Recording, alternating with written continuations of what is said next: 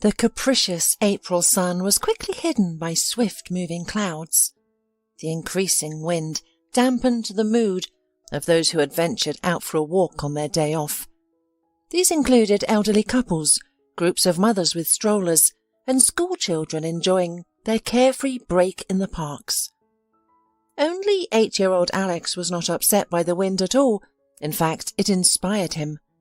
After dreaming about a kite for many weeks, he finally managed to gather the necessary things and create one with his own hands. Therefore, he welcomed the windy weather. The kite, which he had obtained with great difficulty, danced high above his head in the middle of the residential area. Alex watched it with delight-filled eyes until he accidentally let go of the rope. The wind immediately seized the delicate toy and whisked it away over the houses. "Stop!" Alex shouted in frustration, chasing after it in the hopes of retrieving his kite unscathed. But the toy, as if guided by an unseen hand, swooped right into an open window on the second floor of a grand house. A curious blonde-haired boy's head popped out from there a few seconds later, and then the window was abruptly shut.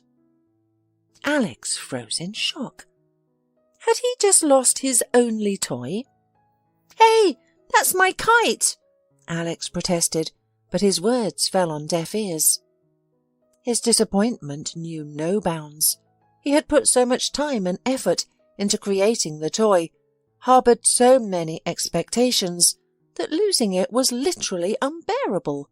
Alex was already facing misfortune in his life at every turn, and he didn't want to put up with another injustice. His mother, Norma, had died a few years prior. It was unthinkable that a woman of just 29 could succumb to heart failure, that a cardiac attack could take her life. For the past 4 years, Alex had lived with his stepfather, Tom. Tom was far from the ideal family man due to his chronic alcoholism. He barely paid attention to Alex and did not consider it his responsibility to raise him. His sole concern was the drinks, and his cruelty ran so deep that he forced Alex to beg on the streets for money, primarily to fuel his alcohol addiction. After Norman's death, Tom was unable to find the strength to overcome the tragedy. Even during Norma's life, he had been associating with harmful friends, and her death removed any remaining self-restraint. "You're an ungrateful brat," Alex's stepfather used to grumble. "Where is your gratitude? I'm raising you, feeding you, and all you do is quarrel with me." Tom never hit Alex, but that was only because he usually couldn't catch him. The boy tried to stay out of Tom's sight, wandering the streets until nightfall, then quietly sneaking into bed to sleep. He didn't read or write much. At first the neighbours helped the orphan by feeding him, sharing clothes, and taking him to lessons. But soon their own concerns took precedence. Alex was upset to tears and wanted his kite back. He had made it with his own hands. It was his property. Sniffling, he mustered all his courage and knocked on the door of the large wealthy house. Alex was upset when no one initially responded to his knock. He was certain he had seen a boy, who was now hiding within the walls of his lavish home. That boy wanted to keep Alex's kite, and Alex was not going to let that happen. A few minutes later, a young woman responded. She was modestly dressed in a dark blue turtleneck and a long skirt of the same colour. Her face showed no signs of kindness. She appeared both tired and unfriendly. "What do you want?" she asked sternly. "Are you one of those beggars? How many times are you going to beg? You're becoming so audacious that you've started going door to door. Leave, we have nothing. And tell your friends not to come here again, and stay away from our neighbourhood. I can't stand such vagrants." "You're mistaken," Alex stated firmly. "I didn't come to beg. I came to retrieve my belongings. My kite flew into the window of this house on the second floor. I saw the boy who lives here take it. Despite being a wealthy household, you take other people's things. That's not fair." There's no kite here. Go look for it in the street, Sarah protested, not trusting the word of a stranger's child. And stop distracting decent people from their work. If you've got nothing to do, remember, normal people are working. Now, leave, and don't loiter here any more. But I know you have it. Aren't you ashamed to lie as an adult? My mum always told me it's a sin to take someone else's stuff. Don't you know that? Sarah's face soured even more at Alex's words. She felt insulted by the accusation from some insignificant beggar claiming she did something immoral. Get out! If you keep loitering here, I'll call the police. I know kids like you. Are you trying to distract me while your thieving friends scout the place to rob the house? You're not welcome here. Get out! Before Sarah could slam the door in Alex's face, another woman's voice reached him. Sarah, who's there? Why are you keeping someone at the doorstep for so long? Sarah lowered her gaze and stepped back. A pretty blonde woman in a simple yet obviously expensive house dress appeared before Alex. Who do we have here? Willa Jacobson looked at Alex, giving him an affectionate smile. Sarah explained why the boy had knocked on their door, and Willa shrugged. All right, I'll ask my son and bring you your kite if we have it. Wait in the hallway. The women exchanged tense looks. It was clear that Sarah didn't like the mistress of the house, though she tried to hide her feelings. Meanwhile, Willa's appearance left Alex stunned. He was speechless at the sight of her face and couldn't say a word about the purpose of his visit. The thing was that Willa looked exactly like his deceased mother. He realized it immediately but couldn't utter a word. His throat felt tight, his lips trembled, but wouldn't open to let out a single word. Alex only remembered his mother from photographs. Her image in his memory was blurred. He didn't remember her voice, only the words she repeated to him, hoping he would absorb them. Only the photo album, which Alex often looked at, reminded him of the only person who always needed him in this world. Willa had already turned to go to her son's room when Alex, in front of a shocked Sarah, shouted, "Mum!" and ran after her. "Stop!" Sarah shouted, chasing after the boy. "Stop immediately!" "Mummy! Mummy!" Alex clung to Willa's waist. Overwhelmed, Willa gently stroked the boy's hair. "I'm sorry, sweetheart, but I'm not your mum. I don't know where she is, but it's definitely not me. Calm down." Willa stood still, allowing Alex to cry. Despite his dirty and abandoned appearance, she felt a deep pity for him. Her own son, Peter, was the same age. The thought of her son suffering like this poor boy was unbearable. When Alex calmed down, Willa asked for his story.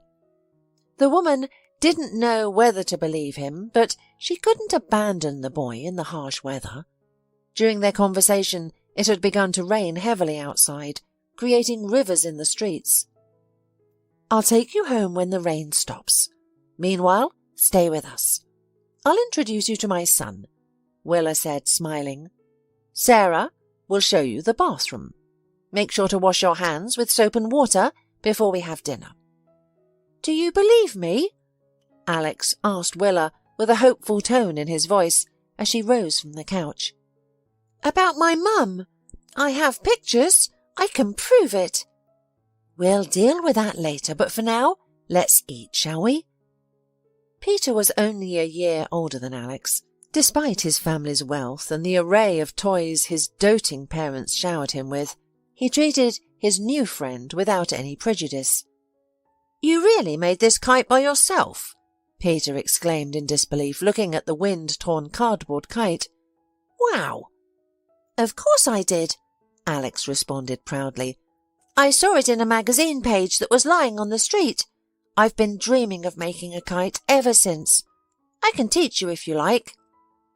But Peter bitterly complained that his father wouldn't let him handle dangerous things like a hammer or nails. My dad and I make crafts for school, but they don't always trust me with scissors, the boy confessed. Both Sarah and Willa watched the children from a distance. The presence of a poor boy in the house clearly displeased the nurse. She had a distaste for the poor, considering them lazy and undeserving of sympathy. She believed that those who were jobless had chosen their lot in life. The fact that Alex was not responsible for his circumstances did not concern the haughty woman. Willa was unsure of how to handle the situation. She was against any violence against children, both emotional and physical. From what Alex had shared, she understood that his stepfather was not known for his kindness. "Did you let that beggar stay in our house?" Neil, Willa's husband, indignantly asked over the phone. "You don't need to react like this," Willa calmly responded to Neil. "The boy is not bad. He doesn't appear to be a thief, and he wasn't eyeing our house as if looking for something to steal." "But can you be sure of that? And you let him stay overnight under the same roof as our son? Did you consider Peter's safety?" Neil continued anxiously. "Darling, calm down. Don't be so dramatic. I'll look after Alex." Sarah was helping me during the day. The boys quickly found common ground. I couldn't separate them. They're in bed now. Peter's bored. He doesn't have many friends, and the personal interaction at his age is crucial, explained Willa. "He's harmless, I'm sure. Besides, our home security system is reliable. No one can enter our house at night, if that's what you're worried about. I couldn't just turn him away in this weather and send him back to his family." "What do you suggest, then?" Neil responded tiredly. "Should we keep him? Honey, you can't worry about every mistreated child in this world. You have your own family, and he's just less fortunate." After the conversation with her husband, Willa felt a lingering unease. She understood his concerns, but couldn't ignore the boy's story. Since Alex mentioned the photos of his mother, she felt compelled to verify their resemblance. In general, Neil often went away on business trips, and in his absence, Willa solved all the problems on her own without asking permission. Sarah stayed with Peter at any time when Willa needed to leave urgently. The thing was that Willa was the heiress of a huge fortune and ran the company together with her father. He gave his daughter almost all his powers, and such a job required a huge commitment from her. But despite their professional employment, Willa and Neil tried to give Peter his every free minute. Their son was desirable. He was loved, pampered, cared for and enjoyed. Let the boy from an early age had everything an ordinary child could dream of. He was not capricious and not rude to his parents. Peter loved his family very much and lived with gratitude for what he was given. "Wow! How did you manage to build it so quickly?" Peter exclaimed, marvelling at how Alex had built a Lego tower in just a few minutes, despite never having played with it before. The boy had a clear talent for crafts. Every project he attempted was a success. "I don't know. It just happens," a bashful Alex replied. "I have to watch videos on the internet," Peter responded sadly. "Why don't we build together? You can do it too." The next day after breakfast, Willa had to persuade her son to stay home with Sarah. She didn't want to take Peter to talk to Tom, fearing his unpredictable behaviour due to alcohol. "Mum, promise that we'll see each other again?" Peter asked. "Okay, I promise." Willa smiled, kissed her son goodbye and said, "I know you liked him." The closer Alex got to his family home, the more anxious he became. "Are you scared?" Willa asked, stroking his hair. "I'm with you. Nothing bad will happen, I promise." It had been a long time since the boy had heard such affectionate words and encouragement. He barely remembered his mother, but Willa seemed to him like her reincarnation, an angel who had returned to him from heaven. Alex was fearful of his stepfather's reaction to him not sleeping at home. Tom didn't care about his stepson, but found his absence inappropriate. As soon as Alex appeared on the threshold of the house, Tom, who had not yet sobered up, came out to meet him with unsteady steps. "Where have you been, little brat? You ran off without warning. Are you all grown up now?" The unkempt man growled menacingly. But suddenly Willa appeared before the boy, saying, "Please, stay calm. Alex is just a child. He's scared by such behaviour." "Oh, my goodness," Tom exclaimed when he got a close look at the strange woman and recognised the spitting image of his late wife before him. "Don't come near me. Get away," he shouted, curling up in a corner. Willa approached the man, who was visibly terrified. "Relax. I'm not a ghost. My name is Willa. Yesterday Alex mistook me for his mother. He promised to show me a photo, which is why I'm here. I wanted to see if I truly resemble your late wife." Tom, embarrassed by his earlier panic, regained his composure. He was used to appearing stern and intimidating, but he had lost control in front of a stranger. "Nobody invited you here," he declared. "Get out of my house. There's nothing I want to show you." "Don't yell at me," Willa, unafraid of the drunkard's loud voice, retorted quietly. "If you get out of control, I'll call the police. You can't intimidate me, and you won't harm Alex again, or else you'll regret it, be certain of that. And by the way, isn't this Alex's mother's house? He has a right to bring guests here." Luckily, Tom decided against escalating the conflict. He slumped into a rickety armchair and dozed off, while Alex quickly found an old photo album and showed it to Willa. "Amazing." The woman looked at Norma's photo with amazement and couldn't believe her eyes. Even at a young age, they were strikingly similar. Not exactly like twins, but they could easily be mistaken for sisters. "Do you believe me now?" Alex asked, noticing the impact of the photos. "You're right. I've never seen anything like this before." Willa realised that her resemblance to the late Norma couldn't be a mere coincidence. There could be only a handful of people on the planet who looked so much like her, but in the same city? Willa couldn't determine the appropriate conclusion, so she decided to ponder everything calmly at home. "Alex, how would you feel about living with me and Peter for a while? I'm not sure how I'm related to your mum yet, but it's something we need to figure out." "With overnight stays?" wondered the boy. He didn't believe in the fairy tales that children loved because he feared getting too attached to kind people. Life had already taken his mother from him, left him with his stepfather and forced him to beg. Alex did not want to hope in vain. "With overnight stays," Willa confirmed. "I can't promise more yet, but you need to live here. I don't know how this will end, but you certainly won't live with your stepfather. He's incapable of caring for you. If necessary, I'll contact the guardianship authorities, and they'll find you a good family. But that's a last resort." Alex didn't want to go to an orphanage or to another family, but he also didn't want to stay with Tom. Instead, he enjoyed spending time with Willa and Peter. At home, his new friend welcomed him with joyous shouts. The boys immediately retreated to a makeshift house made of chairs and blankets, where they spent the day in their own world. "Mrs. Jacobson, will you really let him stay?" Sarah asked, disdainfully wrinkling her nose. "This is my house and my decision. I don't need your opinions," Willa retorted, and went to her office to catch up on the paperwork she had been putting off. Willa was certain that Peter would enjoy Alex's company.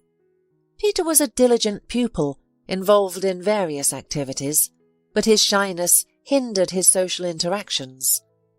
Alex's life was less guarded, but he was more vivacious, sagacious, so he could help to loosen up his new friend.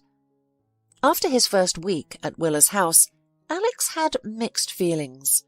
Willa treated him as she did her own son.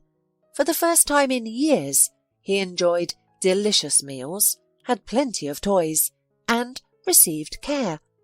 He even had new clothes. Willa tutored him, noticing his strength in math, but struggle with reading. The only downside was the presence of Sarah, whose oppressive demeanour cast a dark shadow over him. He could not understand why he was subjected to such treatment. "Pack all the toys immediately," Sarah would hiss at him, taking pleasure in yanking his ears. "I'll teach you gratitude. You're not the Lord here. Clean up after yourself." "Let go. It hurts," Alex would whimper, but Sarah seemed to revel in his discomfort. She never missed a chance to chastise him behind Willa's back, treating Peter quite differently. She never raised her voice at Peter, forced him to do anything, nor demanded gratitude from him. However, despite Sarah's resentment towards him, Alex still enjoyed living with Peter and Willa. Recently, Willa found it tough to concentrate on her work, as her thoughts revolved around Alex and Norma. She started to investigate who the boy's late mother might have been and what could link them. "Just be careful," Neil, who was away on business, warned her. "Don't trust everything you hear. Verify everything. I don't want you to put yourself in danger. I'll come and help you as soon as I can." "Thanks, honey," Willa replied, a smile in her voice. "I miss you a lot. My head is spinning from all this," she admitted to the person who always respected her viewpoint, even when he didn't agree with it. "I'll update you as soon as I find out anything." First, Willa decided to delve into her past. Looking for answers to her tormenting questions, she visited her parents. They moved to the country, quiet cottage village after gifting their house to their daughter Willa when she got married. This peaceful environment and the shared hobby of gardening helped them to live calmly. "Daughter, what's wrong?" Fabrizio asked, perplexed by her serious look. "Your call scared your mother and me." "Dad, I need to have an important conversation with you. Let me explain everything." After learning why she had come, the elderly couple was stunned.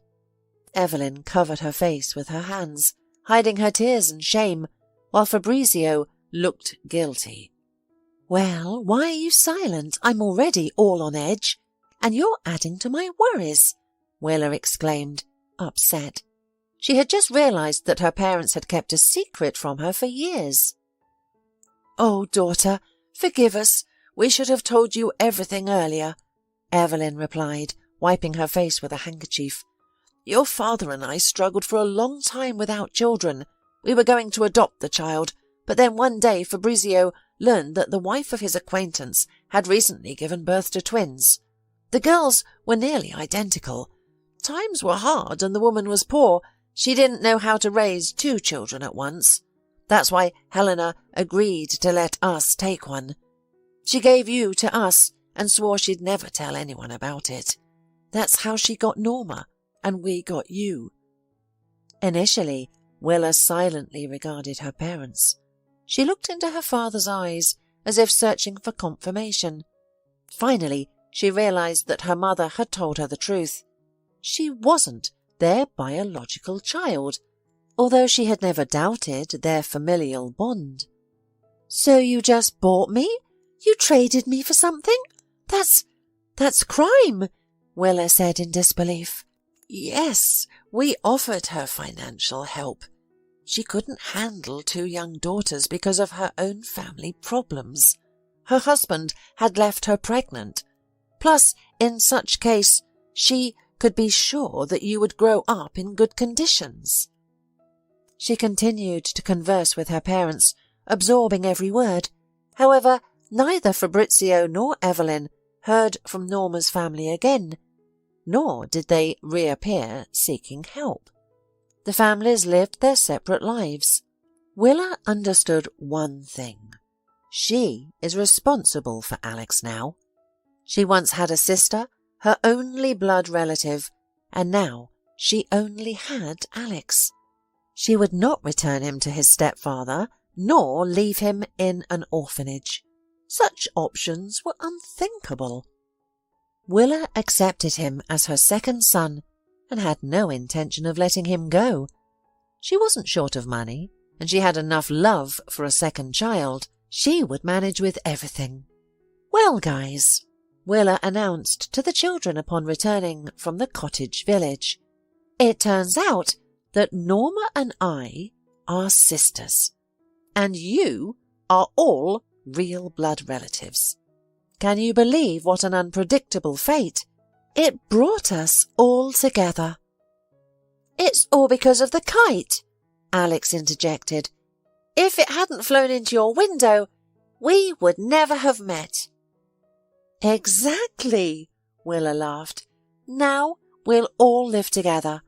When my husband returns, we'll discuss adoption, and I'll start collecting the necessary documents. So, Alex, congratulations. You are now part of our family."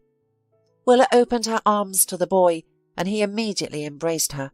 "Thank you, thank you," he repeated through tears. He felt loved, appreciated, and cherished once again. Sarah, however, was disturbed by the changes taking place in the mansion. She was not really a nanny, but was acting on the orders of Fabrizio's old rivals. She was sent to bring chaos and harm to the family. For several months, Sarah had been working at Neil and Willa's house to gain their trust. She did not particularly like children, but she carried out her duties flawlessly. Peter's parents had no complaints about her, although the boy himself often felt her coldness. Sarah had free rein in the luxurious house, including access to Neil's office, desk and safe. She would often sneak in to gather information and pass it along. This behaviour posed a threat to the family business, yet Willa didn't know it yet. Sarah's second plan, however, would have excited the lady of the house much more. She intended to seduce Neil, breaking up the family and causing turmoil in the couple's relationship. But so far she could not compromise the decent man, who was often travelling and did not pay the slightest attention to the strict but attractive nanny of her son. But Sarah was not to be underestimated. She had a trump card. Alex, who had been living in Willa's house for the first week, had quickly settled in and made himself comfortable. But Neil's return from a business trip unsettled the boy. The owner of the house was not pleased about the new kin, and often reproached his wife for her haste. "Did you even take him to the clinic for a check-up? Who knows what he may have picked up living in his old house? You told me yourself how unsanitary it was." Neil was growing increasingly agitated. "Of course, I looked after my nephew's health, and I don't want to discuss this any further. Alex is family, and I will never abandon him, whether you approve or not," Willa responded firmly. Neil understood that arguing with her was futile. He was cautious around the boy, offering minimal attention, despite recognizing that Alex posed no threat to his family. "Your dad doesn't like me," Alex expressed sadly. "He's a good man, I know. My dad has never hurt me. He loves me, Mum, and he'll love you too. He might seem stern, but he's not. He'll adjust. Just wait and see." As time passed, the stringent Neil began to soften. He was spotted more frequently, spending time with the boys. He would transform into a child himself, racing around the house playing hide-and-seek, kicking a ball in the yard, and participating in archery contests, using a plastic bow with silicon-tipped arrows. "You've tortured me, guys. I need some rest," Neil exclaimed, collapsing onto the living room couch. "Dad, get up, we haven't finished the game yet," Peter urged, tugging on his arm. "Give me 5 minutes." Neil panted, trying to catch his breath. Alex was no longer afraid of his new uncle, but he noticed something the others did not: Sarah's duplicity. She was often rude to him when they were alone, but he never complained to Willa or Neil. They already had enough to worry about. However, around Neil, Sarah always changed. She became pleasant and accommodating, presenting herself as vulnerable and always ready to help. She seemed offering an understanding that Neil didn't always find with Willa. Alex had noticed Sarah frequently visiting his uncle's study during his absence. One day, the boy dared to peek through the keyhole. He saw Sarah rifling through Neil's desk, examining and photographing the contents of some folders. Upon witnessing Sarah in Neil's office again, Alex immediately rushed to inform Willa. "Aunt Willa!" He burst into the room where his aunt was engrossed in paperwork. "What's the matter? Why are you so flustered?" "Sarah was going through Uncle Neil's desk. I saw it with my own eyes, I swear," Alex exclaimed. "Really?" Willa found it hard to believe. She had never observed such behaviour from Sarah before. After all, Sarah's role was to look after the children, not to be in the study. "It's not the first time. She's always in there, taking photographs." Willa became serious. Initially she thought Alex was letting his imagination run wild, but his statement now concerned her. "Sarah has been working for us for a long time, and we trust her. There's no need to slander a person," Willa said sternly. Alex immediately fell silent. He wasn't believed and didn't know how to prove his point. When Neil returned from his business trip, he gathered everyone at home in one room. "Someone has been going through my desk. I don't know who it was, but the papers are not in order. Nothing's missing, but I don't like it. Peter, I've told you many times not to go into my study. It's not a playground or an entertainment space. Children shouldn't be in there." "I didn't," the son blurted out immediately. Willa and Alex exchanged glances at that moment. "Sarah's been in there a few times," Alex stated, causing anger and confusion to flash across the nanny's face. "And I told you that boy would be nothing but trouble," the woman retorted calmly, not making any excuses but attempting to counter Alex's accusation with her authority. "All of them. They come from the streets, thieves and beggars. You know his past life. He has a history of stealing and begging for money on the streets. I've seen it in my previous job." Neil looked at his nephew with doubt. Even though he had accepted the fact that he and his wife now had to raise two sons, he was not going to tolerate stealing. "Is it true? Did you enter my study?" Alex began to shake. He did not know how to justify himself. After all, he had no proof. Sarah had skillfully deflected suspicion away from herself and was now looking down at the child with gloating. "I have nothing to do with it. I'm not a fool. I don't want to go to an orphanage. I have enough of everything. I wouldn't sneak into anywhere." Alex spoke confidently, but his eyes were already filled with tears. "That's enough." Willa stood up for her nephew. "If it is not known exactly who was in the office, it is not worth pressuring the child." She walked up to Alex and pulled him close. He had gone soft, felt her pity, and hid his face behind his aunt. But Neil was not going to let the situation go. When the spouses were in their bedroom, he immediately began a conversation, not hiding his discontent. "I do not trust him. I know you stand up for him, but after all, he partly lived on the street. We don't know how he was brought up, what his moral principles are. He can be a bad influence on our son." Willa crossed her arms over her chest, rejecting her husband's viewpoint. "You've been home for almost a month. Tell me, has Alex seemed immoral, violent, or restless to you? No, you know very well he's incapable of such behaviour. In fact, he told me about the situation himself. Last week, he said he saw Sarah going through your papers.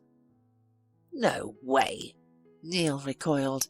He could have fabricated this story a long time ago. Maybe he's framing Sarah as a part of his plan. I don't even want to hear it. Alex is innocent, and I won't reprimand him without cause, Willa retorted, heading to bed in a foul mood. She would never betray Alex or entertain her husband's suspicions. Neil didn't know the boy well enough to judge him, but Willa would never believe her nephew capable of dishonesty. To clear Alex's name and reveal the true culprit, she decided to install a hidden camera in her husband's study. Willa kept her plan a secret, not even informing Neil. She herself began to suspect Sarah, noticing the woman intentionally avoided the ill-fated office. Taking advantage of Neil's absence, Willa decided it was time to catch the thief. Sarah, please feed the boys when they return from school. I'll be gone for 4 hours at the most. Don't give them any sweets. Alex already has allergies. Of course, Mrs. Jacobson, Sarah replied, glad to have the house all to herself. Lately, she had to be careful and remain unfazed when people gave her strange looks. She wanted to get back at Alex, but she couldn't. If she took her anger out on the boy, everyone would discover her true identity. Willa sat in her car parked behind the house, watching her phone screen. It displayed images from the cameras installed in Neil's study. Not long after Willa got comfortable, Sarah showed up. On the phone screen it was clear that Sarah stealthily entered the room and calmly examined the documents left on the desk. She took a picture of them and then opened the desk drawer she had rummaged through before. Willa had persuaded Neil against installing locks on the drawers. If they were harder to access, Sarah would stop visiting the study, but Willa was keen on catching her. Now, Willa had the evidence she needed to imprison Sarah and find out who was spying on her family. If it weren't for Alex's attentiveness, they could have suffered huge losses. To scare the thief, Willa hurried back into the house and quietly came to her husband's study. At this moment, she encountered Sarah emerging from the room.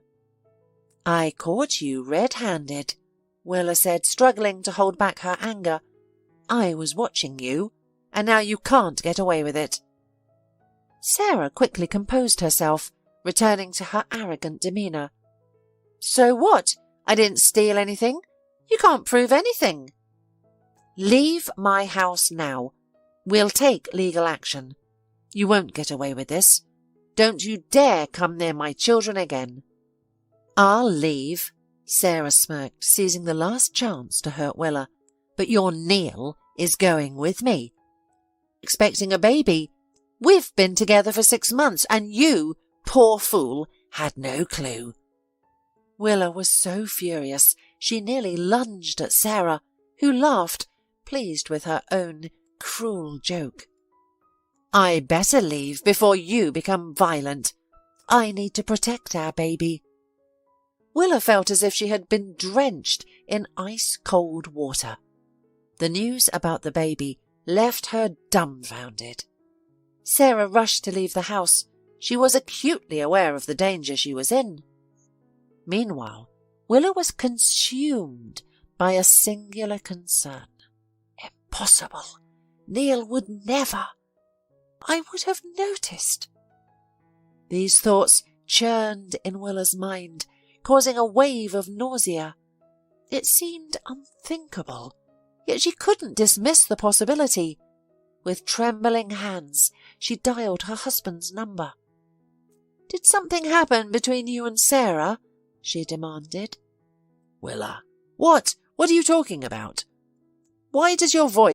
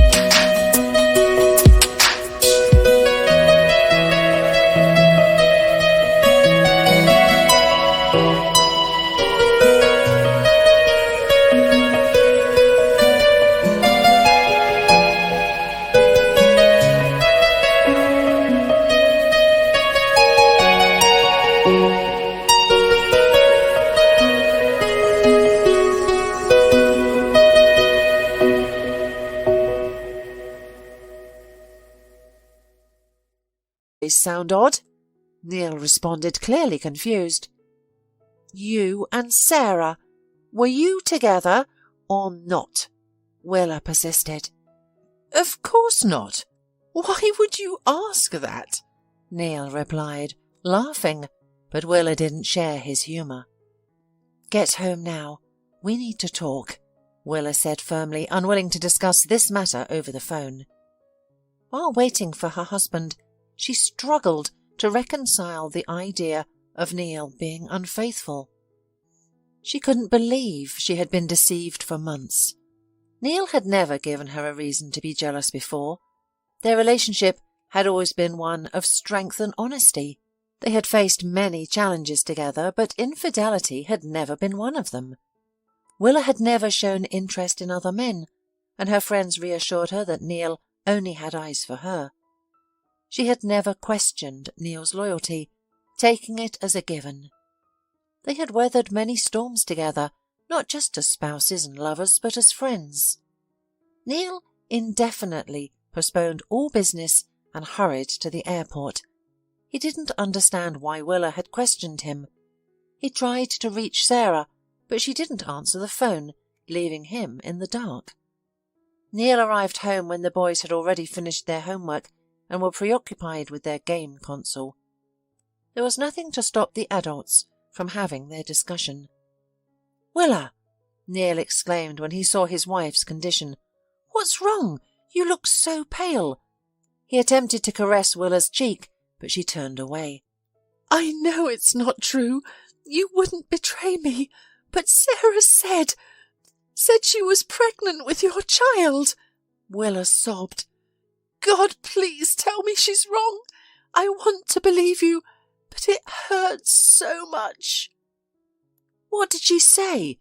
Is she out of her mind? Neil asked in disbelief. Why did she say that? What was Sarah trying to achieve? I had never viewed my son's nanny in that way. I love you, my lawful wife. I didn't need a replacement. You realise she's lying, right? You caught her stealing, and she decided to sting you.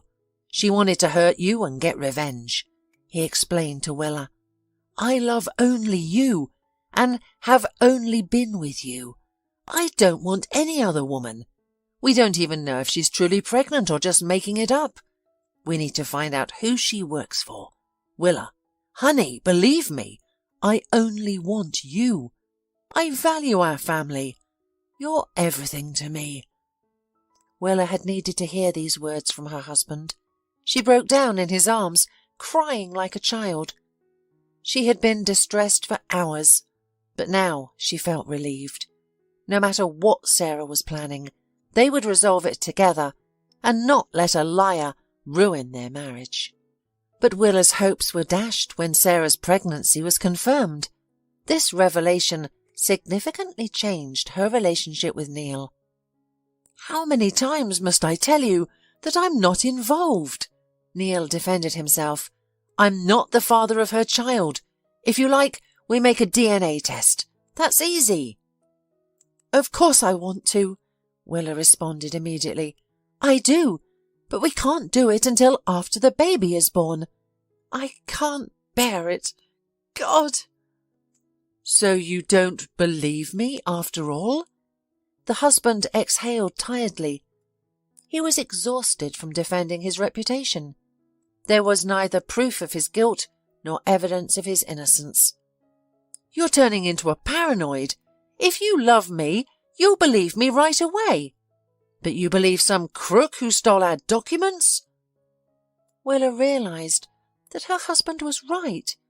He had never betrayed her trust before, but now she was ready to believe the words of a criminal. She couldn't endure a few more months living with her husband under the same roof.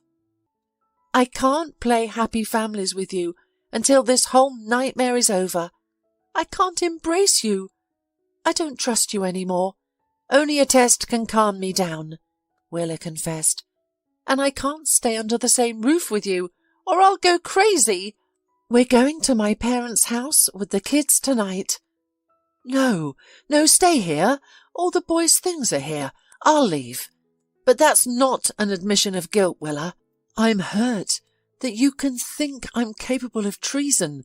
When the results come out, then we'll talk. No matter how tough Neil tried to appear, Willa's distrust hit his self-esteem hard. He tried to track down Sarah to demand answers from her, but she seemed to have vanished. With no one else to vent his anger on, the man began to blame himself. He thought that all this could have been avoided if he had spent more time at home, if he had treated Alex better and believed his words. Overwhelmed by hatred and guilt, Neil began to drown his sorrows in alcohol. His appearances at the company office became less frequent as he delegated his duties to his deputies. It became increasingly difficult to catch him sober or to expect sound professional advice. "Do you not communicate with Neil at all?" her mother asked Willa gently. "No," replied Willa. "He drinks, and I don't want anything to do with it." "Daughter, you're making a big mistake," Evelyn said, placing her hands on Willa's shoulders and kissing her forehead. "Let go of your anger and listen to your heart. The boys miss him." "I don't have time for Neil. He's neglected the company and I can't handle it alone. Daddy helps a bit, but he's been out of the game for a long time. Neil was in charge of the deals, and now I don't know what to do," Willa said, waving her hands in frustration on the verge of tears. Whoever was behind Sarah, they had achieved what they wanted and brought discord into the family. Evelyn understood the difficulties her stubborn daughter faced. She and Fabrizio had raised her to be independent and business-minded, but sometimes this worked against her. However, Willa needed her mother's advice and decided to follow her heart, trust Neil, and seek the truth in her situation. She hired a private detective and immersed herself in work, anxiously awaiting the investigation's results. Bradford visited her after the first week of work. "So soon?" Willa asked, surprised as she let him in. "They weren't very good at hiding. Your enemy is serious but foolish," Bradford smirked. The whole family gathered to hear the detective's report. Fabrizio and Evelyn could barely sit still. "Your business enemy is Gary Slezak." "I don't know a Gary, but I am familiar with a Ben Slezak," Fabrizio said, seated comfortably. "He worked..."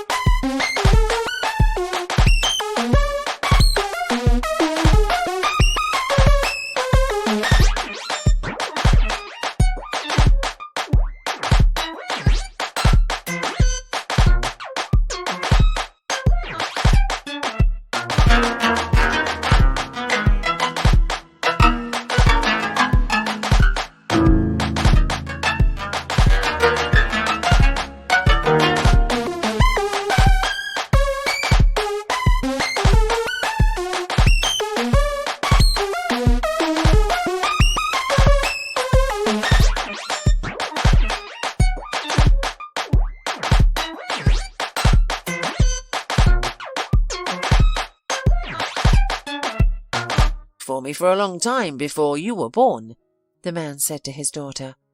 Correct. Gary is his nephew. Ben held a grudge after being fired. He believed he was let go unfairly, not due to his work but for personal reasons. Well, we were on good terms, but Ben always made me uneasy. He seemed to be a bit of a rotten man, Fabrizio added. And then it was confirmed. Evelyn nodded, gripping her spouse's hand. She knew she had to disclose another secret. Fabrizio fired him for abandoning his pregnant wife Helena, who was expecting twins. Can you believe it? They weren't certain, but that's what the doctors suspected. I assumed if he isn't devoted to his family, he wouldn't be loyal to his superiors, Willa's father said. Wait, Helena? My birth mother? Willa immediately frowned. Yes, dear, that's her. Out of compassion we took you from her. It was a decision that benefited everyone, Evelyn confirmed. Bradford glanced around at the gathered individuals and continued his tale. In retaliation, Ben opened his own company and slowly started to attract clients. The growth was slow but steady, showing no signs of failure. Ben then changed, wanting to return to Helena and his family, but she refused to have anything to do with him after his leaving her. He started drinking, quickly spiralling downwards. He lived a solitary life for several years and died alone. His company was then inherited by Gary. Is he stirring up all this water? Willa asked. Are we related? Does he know about it? Unlikely, Bradford shrugged, but it's possible to find out. No need. I'll do it myself. Willa stopped him. Thank you for your work. It's much clearer now. In an attempt to save her marriage and business, Willa decided to write to Sarah and arrange a meeting with her at any cost. She was the only link between her and Gary. For a fair price, she could reveal a lot of interesting information about him. However, as soon as she contacted her former nanny, Sarah burst into tears. That jerk abandoned me like unwanted garbage. It's in their blood. They're all liars, cried the distraught pregnant woman. He left me. How could I fall for that? Sarah, wait. Who left you? Gary, Sarah drawled, glad someone was willing to listen. Willa's heart skipped a beat. Apparently, Sarah was pregnant with Gary's child, so there was nothing to connect her with Neil.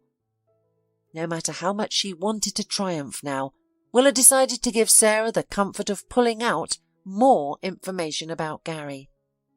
He had no right to do that to you.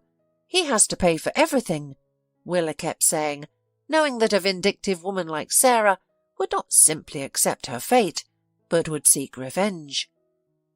I will not let him live in peace. I'll tear his soul out. Sarah spat out curses, but Willa suggested a simpler way. Let's get the IRS on him. You must know a lot about what he's doing. Send an anonymous tip. Things were improving. Neil's name was cleared, and Gary was escorted out of the firm's building in handcuffs 2 days later. All documents and electronic media were seized for inspection. Willa visited Gary in the pre-trial detention centre and revealed that they were siblings. We could have united and become the most influential in the central region, but you ruined everything. Uncle didn't tell me anything and I didn't know, replied a clearly puzzled man, but his regret didn't change anything. The man should have faced the law. Meanwhile, Willa worried that her husband would be cold and aloof during their meeting. Yet when they saw each other, knowing the truth was out, both rushed forward with open arms. Forgive me for everything. I beg you, Willa repeated as Neil held her close, spinning in the air. I'll never leave you again. God, I missed you so much. Where are the kids? I want to hug them. They're at my parents', Willa laughed heartily. I'm sorry for not trusting you. I shouldn't have pushed you away. We could have worked it out together. I'm sorry too. I shouldn't have given up.